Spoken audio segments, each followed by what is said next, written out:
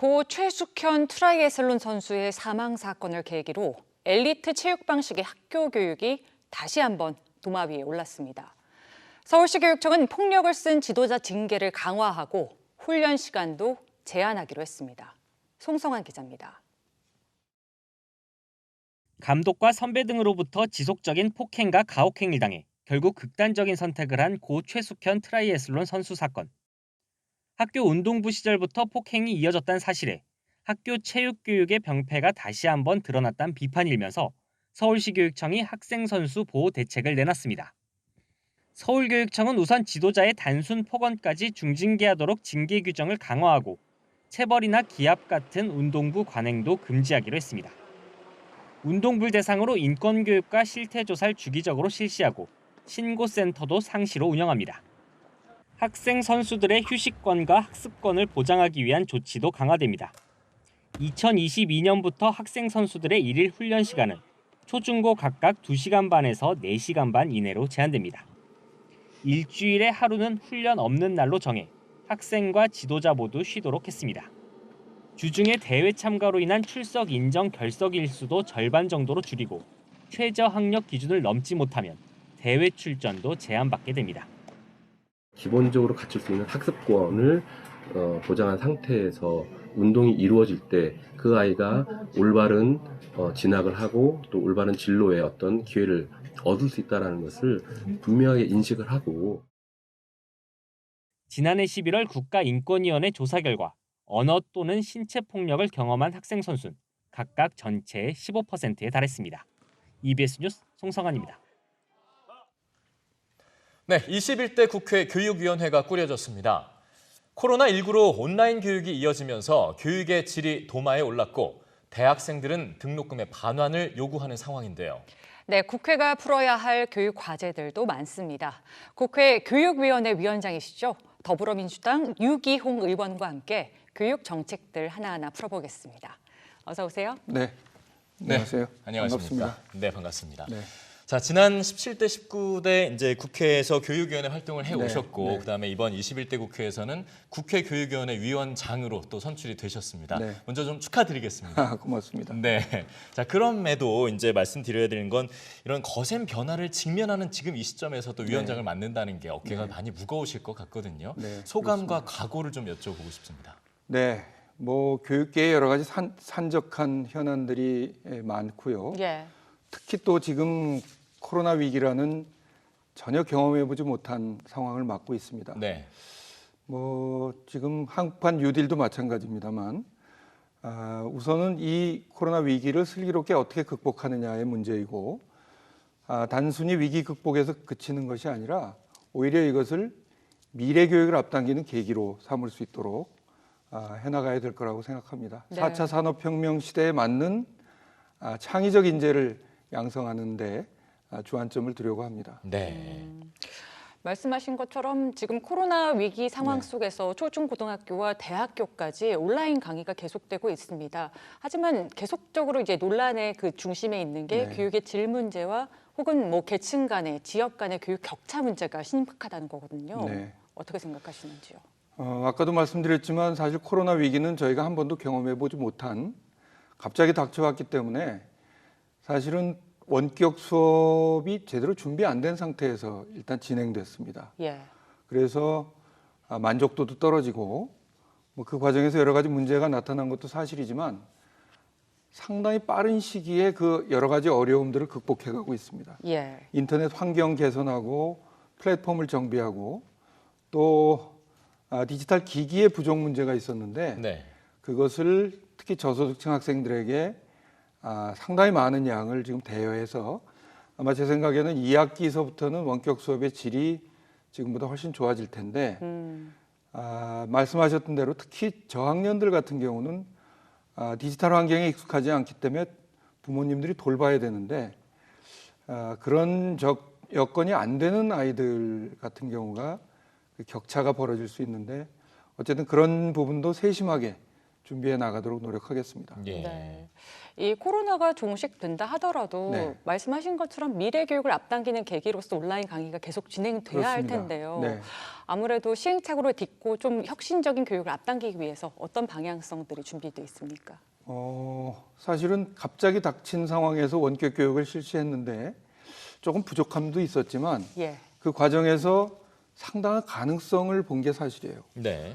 그 코로나 위기 속에서 K 방역이 전 세계의 주목을 끌었듯이 저는 어떻게 보면 가장 대규모로 가장 장기간에 걸쳐서 지금 원격 수업을 상당히 모범적으로 해내고 있다고 생각합니다. 그래서 오히려 이것이 계기가 돼서 K 방역 못지않은 K 에듀케이션 그런 원격 교육이 좀 부족한 점도 있지만 오히려 쌍방향 수업을 통해서 학생들에 대한 맞춤형 교육이 가능하고요. 네. 선생님들이 원격 수업을 준비하는데 2배의 노력이 필요하다 그래요. 그런 정도로 많은 변화들이 일어나고 있고 그 가능성들을 현실화시켜서 말씀드렸던 대로 이 위기를 기회로 삼아서 원격 교육의 전 세계적인 모범을 만들어낼 수 있도록 노력하겠습니다. 네. 네. 자, 지금 온라인 교육의 미래에 대해서 이제 좀 긍정적으로 말씀을 해주고 계시는데요. 근데 이런 것들이 가능하려면 무엇보다 일단은 예산, 뭐 또 이런 재정 같은 것들이 기반이 돼야 될 텐데 네. 되려 지금 교육 재정이 줄어들 거라는 얘기가 나오고 있거든요. 네, 제가 21대 국회 교육위가 가장 역점을 둬야 될 부분으로 교육 재정의 안정적 확보를 목표로 하고 있습니다. 네. 사실 학생 수가 줄어들기 때문에 교육 예산을 줄여야 한다는 것이 교육 예산 당국자들의 주장인데 저는 이거 단견이라고 생각합니다. 우리가 아직 OECD 평균 GDP 6% 교육 예산에 많이 부족한 것이 사실이에요. 예. 그리고 지금 우리 교육이 전환기를 맞고 있습니다. 네. 고등교육도 마찬가지지만 초중등 교육도 뭐 예를 들면 고교 학점제 같은 식으로 이제 교실 환경, 교육 환경이 달라지고 있거든요. 이 전환기일수록 오히려 교육 재정이 안정적으로 확보되는 것이 중요하다. 네.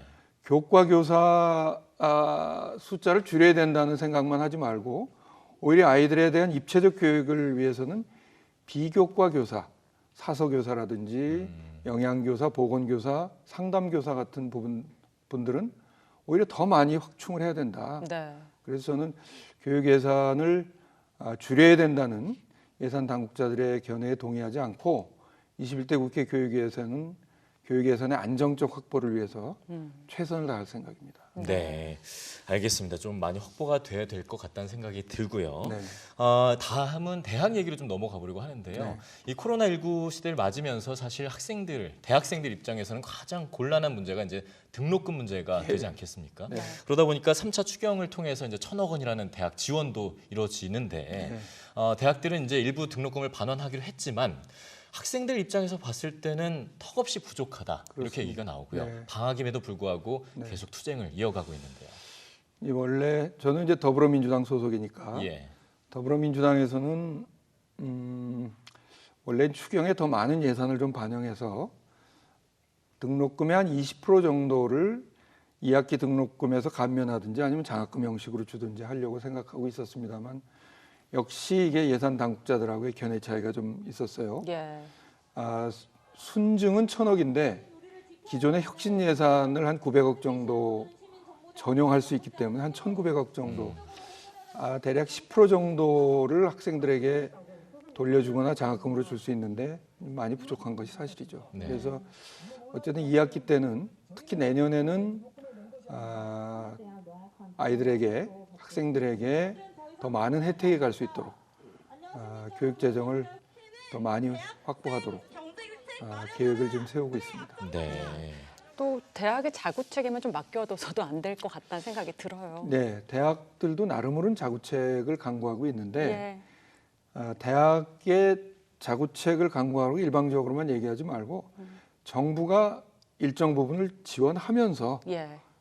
대학도 같이 자구책을 거기에 얹어서 네. 학생들에게 혜택을 줘야 된다 이렇게 생각합니다. 네.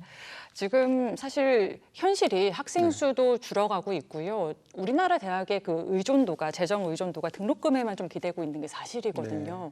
대학의 등록금만 바라볼 수는 없는 게 또 현실인데 그렇습니다. 이제는 대학들이 변해야 되지 않겠습니까? 네. 어떻게 좀 변하면 좋을까요?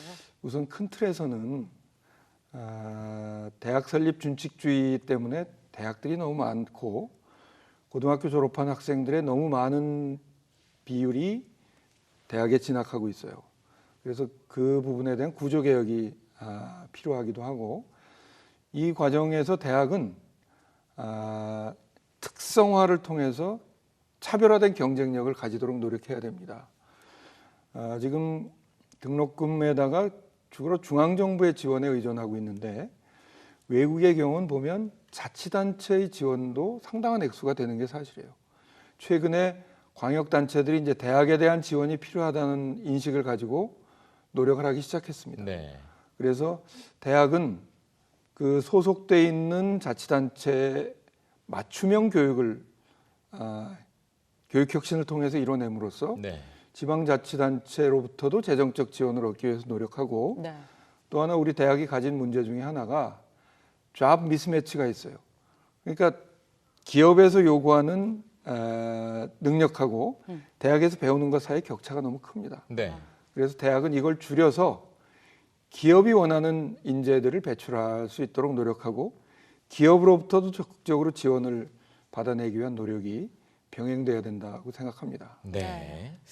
자, 이제 그런 것들을 지원하기 위해서 여러 가지 네. 정책들을 마련하시겠습니다만 네. 그러기 위해서는 이제 그런 가운데서도 안정적이고 지속적이고 좀 일관된 교육 정책이 더 필요한 시점이라는 생각이 들거든요. 그렇습니다. 뭐 정책이 바뀔 때마다 학부모 입장에서는 너무나도 흔들리고 학생들도 네. 마찬가지고 혼란스러울 수밖에 없는데 그런 이유만큼에서 또 국가교육위원회를 설치를 준비하시는 걸로 저희가 알고 네. 있거든요. 국가교육위원회는 문재인 대통령 공약이었고 예. 예. 뭐 제가 그 공약을 만든 장본인입니다. 네. 그래서 국가교육위원회는 정권이 바뀔 때마다 너무 교육 정책이 바뀌고 또 중장기적인 미래 비전을 세우는데 부족함이 많아요. 네. 영국이나 핀란드 같은 경우가 가장 모범적인 사례인데 우리도 국가교육위원회라는 정권의 풍향에 좌우되지 않고 정치적 중립을 가지고 길게 보고 일관된 교육 정책을 수립하고 특히 교육과정 같은 경우는 단기적으로 수립하는 게 아니라 길게 보고 수립을 해야 되거든요. 그렇죠. 그런 점에서는 집행을 맡는 교육부와 구별되는 합의제 행정기관으로서 국가교육위원회가 필요하다. 야당과는 약간 견해 차이가 있습니다. 야당은 자문위원회로 하자는 건데 자문위원회는 힘이 없습니다. 그래서 저희는 자문위원회로서의 국가교육위원회보다도 네. 교육부와는 구별되는 중장기적인 비전을 세우고 장기적인 교육과정을 수립할 수 있는 네. 국가교육위원회가 반드시 필요하다고 생각하고 뭐 제가 지금 그 법안을 발의해서 여야 간의 합의를 통해서 국가교육위원회를 설립하도록 노력할 생각입니다. 네. 네. 네. 정말 모든 학생과 학부모들이 믿고 안정적으로 따라올 수 있도록 잘 준비해 주시기를 네. 부탁드리겠습니다. 네. 네, 오늘 말씀 잘 들었습니다. 고맙습니다. 네.